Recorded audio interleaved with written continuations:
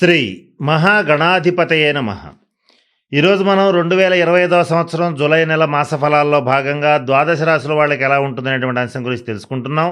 దాంట్లో భాగంగా కుంభరాశి వారికి ఈ మాసం ఎలా ఉంటుంది అనేటువంటి అంశం గురించి తెలుసుకోవడానికి ప్రయత్నం చేద్దాం. అయితే కుంభరాశి అంటే ధనిష్ట నక్షత్రం 3-4 పాదాలు, శతభిష నక్షత్రం 1-2-3-4 పాదాలు, పూర్వభద్ర నక్షత్రం 1-2-3 నక్షత్ర పాదాల్లో జన్మించిన వాళ్ళందరినీ కూడా మనం కుంభరాశి జాతకుల కింద పరిగణిస్తాం. ఈ మాసం ప్రత్యేకత ఏమిటంటే షష్ఠ స్థానంలో కర్కాటకంలో రవి బుధుల యొక్క యుతి అనేటువంటిది ఈ మాసం జరుగుతోంది. దీన్ని బుధాదిత్య యోగం అంటారు. అలాగే సింహరాశిలో కుజకేతువుల యొక్క యుతి అంటే ఈ రెండు గ్రహాలు కలవటం అనేటువంటిది జరుగుతోంది. దీన్ని పిశాచి యోగం అంటారు. ఇవి రెండు కూడా ప్రధానమైనటువంటి ఫలితాలను నిర్దేశిస్తున్నాయి. వీటితో పాటుగా ఈ మాసం అంతా కూడా గ్రహాలన్నీ కూడా రాహుకేతువుల మధ్య కాస్త బంధించి ఉండబడినట్లుగా ఉండటం అనేటువంటిది కూడా సంభవిస్తోంది. దీన్ని కాలసర్ప యోగం లేదా కాలసర్ప దోషం అంటారు. వీటితో పాటుగా జన్మరాశిలో రాహువు, ద్వితీయ స్థానంలో శని సంచరిస్తున్నారు. అంటే ఏలినాటి శని పీరియడ్ లాస్ట్ ఫేజ్కి వచ్చేసారు కుంభరాశి వాళ్ళు.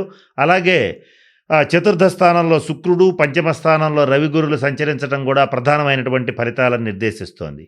ఈ గ్రహగతులన్నింటిని బట్టి పరిశీలించినట్లయితే కొన్ని విషయాల్లో కుంభరాశి వాళ్ళు చాలా అదృష్టవంతులని చెప్పవచ్చు. కొంత మీరు ఎంతో కాలంగా ఇబ్బంది పడుతున్నటువంటి అనేక అంశాల నుంచి బయటపడటానికి మీకు తెలియకుండానే మీరు వాటిలోంచి బయటపడిపోవటం కానీ, మీకు తెలియకుండానే వాటికి పరిష్కార మార్గాలు కనిపెట్టడం కానీ, తద్వారా మీరు చేసేటువంటి వృత్తిలో కానీ, ఉద్యోగంలో కానీ, వ్యాపారంలో కానీ ఉన్నతమైన శిఖరాలు అధిరోహించటం అనేటువంటిది తప్పనిసరిగా జరుగుతుంది. అలాగే ఇక్కడున్నటువంటి గ్రహగతుల రీత్యా మొట్టమొదటగా సంతానపరమైనటువంటి అంశాల్లో మంచి శుభవార్తలు వినడం అనేటువంటిది జరుగుతుంది. ముఖ్యంగా పురుష సంతానం విషయంలో అద్భుతమైనటువంటి రాజయోగం కూడా లభించే పరిస్థితి ఉంటుంది. అంటే పురుష సంతానం కనుక కుంభరాశి వాళ్ళకి ఎవరికైనా ఉండేటట్లయితే వాళ్ళు ఉద్యోగంలో బాగా స్థిరపడటం కానీ, వాళ్ళకి వివాహం వంటి శుభకార్యాలు జరగటం కానీ, సంతానం వాళ్ళు నూతనంగా గృహాన్ని లేదా వాహనాన్ని లేదా అపార్ట్మెంట్లో ప్లాట్ని లేదా స్థలాలని పొలాలని కొనుగోలు చేయటం కానీ ఇటువంటివి జరగటం, ఇటువంటి శుభవార్తలు వినడం అనేటువంటిది జరిగే అవకాశాలు పుష్కలంగా గోచరిస్తున్నాయి. ఎవరైతే కుంభరాశి అవివాహితులు ఉంటారో వాళ్ళకి చక్కటి సంబంధాలు కుదరటం, వివాహ యోగ్యమైన కాలం రావటం అనేటువంటిది సంభవిస్తోంది. మంచి సంబంధాలు కుదరటం, ఇవన్నీ కూడా చక్కటి శుభవార్తలు వినడం అనేటువంటిది జరుగుతుంది.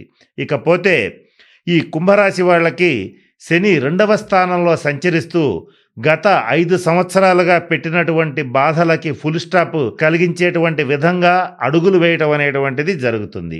12వ స్థానంలో ఉన్నప్పుడు సర్వస్వం కోల్పోవటం, ఆర్థికపరమైనటువంటి ఇబ్బందులు కలగటం చేస్తాడు. అలాగే కుటుంబపరమైన చిక్కుల్ని కలగజేస్తాడు. అలాగే జన్మరాశిలో సంచరించినప్పుడు ఆయన ఆరోగ్యపరమైనటువంటి విషయాల్లో, కుటుంబపరమైన విషయాల్లో, ఆర్థికపరమైన విషయాల్లో చాలా ఇబ్బందులు పెట్టడం, ఇవన్నీ కూడా గతంలో కుంభరాశి వాళ్ళు 5 సంవత్సరాలుగా విని విసిగిపోయినటువంటి పరిస్థితి గోచరిస్తోంది. అయితే ఇప్పుడు మాత్రం ద్వితీయ స్థానంలో సంచరించడం వల్ల కుంభరాశి వాళ్ళకి ఖచ్చితంగా మీరు ఈ విషయాన్ని ప్రస్ఫుటంగా పరిగణనలోకి తీసుకోవచ్చు. అదేమిటంటే కుటుంబపరమైనటువంటి చిక్కులు వాటంతట అవే తొలగిపోవటం, అలాగే ఆర్థికపరమైనటువంటి అంశాల్లో ముందంజ వేయటం, ఇవన్నీ కూడా జరిగే అవకాశాలు గోచరిస్తున్నాయి. మీరు చేసేటువంటి వృత్తిలో కానీ, ఉద్యోగంలో కానీ, వ్యాపారంలో కానీ మీకు మంచి లాభాలు కలుగుతాయి లేదా మంచి స్థితికి చేరతారనేటువంటి ఆశావహ దృక్పథం అనేటువంటిది తప్పనిసరిగా మొదలవుతుంది.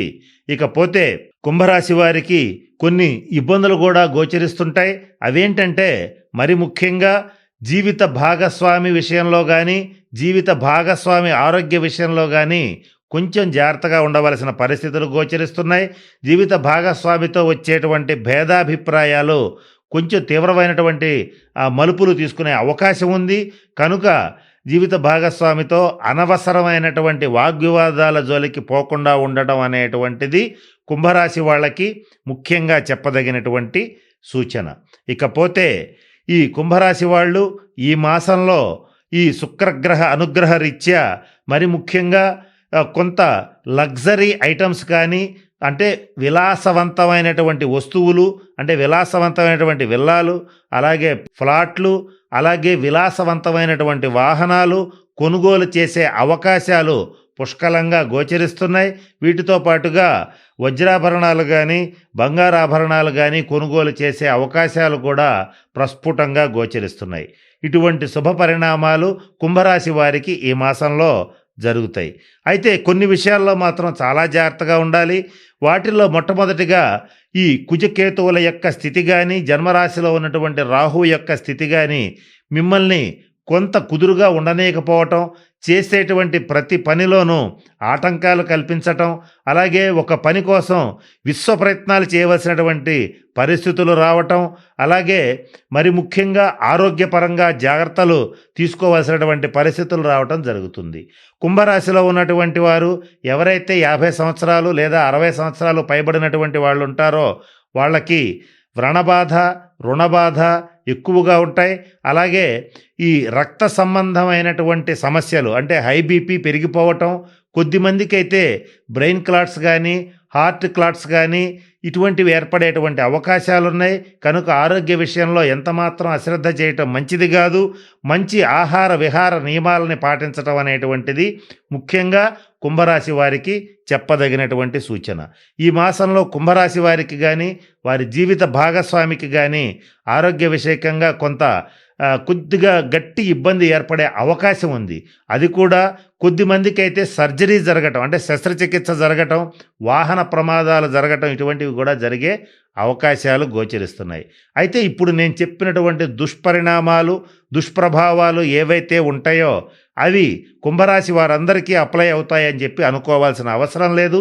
వ్యక్తిగత జన్మ జాతకరీత్యా ఎవరికైతే శని, కుజ, రాహుకేతువులకి సంబంధించిన దశాంతర దశలు జరుగుతూ ఉంటాయో, నీచబట్టిన గ్రహ దశాంతర దశలు జరుగుతూ ఉంటాయో, అదీగాక ఎవరైతే 50+ ఉన్నటువంటి వాళ్ళు ఉంటారో వాళ్ళకి మాత్రమే ఇటువంటి ఇబ్బందులు, అనారోగ్య సమస్యలు వచ్చేటువంటి పరిస్థితులు గోచరిస్తున్నాయి. కనుక వీళ్ళు మాత్రం తగిన శాంతి పరిహార క్రియలను జరిపించుకోవాలి. మరి ముఖ్యంగా రాహుకేతువులకి సంబంధించిన శాంతి పరిహార క్రియలు జరిపించుకోవాలి. అలాగే మోపిదేవి, శ్రీకాళహస్తి, నాగర్కోయిల్ వంటి సర్పక్షేత్రాలని సందర్శించాలి. కుక్కి వంటి సర్పక్షేత్రాలని సందర్శించటం, తగిన శాంతి పరిహార క్రియలు జరిపించుకోవటం అనేటువంటిది ముఖ్యంగా చెప్పదగినటువంటి సూచన.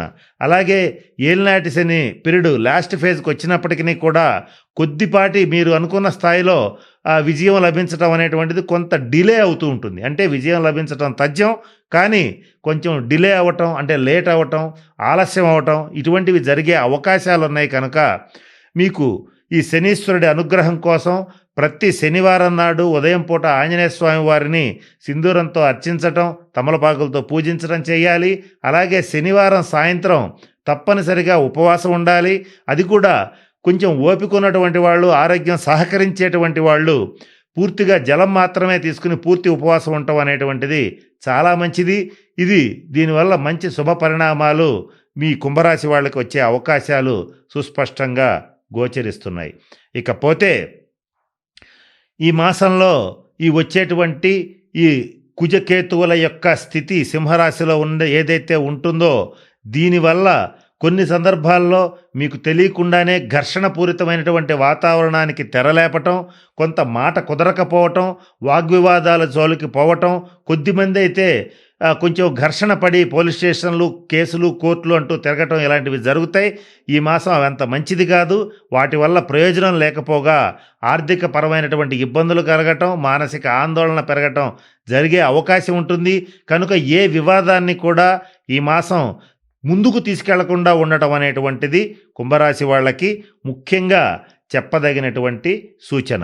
ఇకపోతే ఈ రాహుకేతువులకి సంబంధించినటువంటి శాంతి పరిహార క్రియలతో పాటు కుంభరాశి వాళ్ళు కుదిరితే ఇంద్రకీలాద్రిలో ఉన్నటువంటి కనకదుర్గ అమ్మవారి దేవాలయంలో నవావరణార్చన జరిపించుకునేటట్లయితే మరిన్ని శుభ ఫలితాలని పొందగలుగుతారు.